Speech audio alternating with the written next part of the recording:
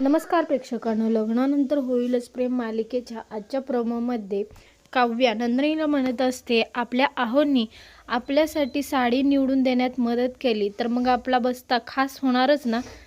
बस्ता करत असताना कोणतंही विघ्न आलं नाही ह्याचा आनंद दोघीही बहिणींना होत आहे आणि दोघी बहिणी इतक्या आनंदात आहे की यांच्या आनंदाला कोणाची नजर लागेल का काय असं वाटते.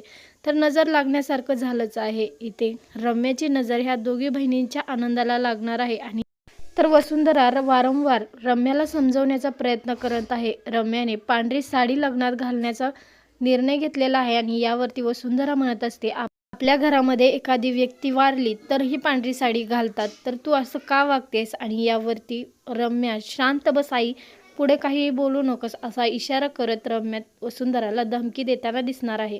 लग्नाचे कपडे आलेले आहेत आणि या दोन भावांमध्ये गोड भांडण चालू असते. तर इकडून वसुंधरा येते आणि म्हणत असते, तुम्ही काय करता, इथे भांडू नका.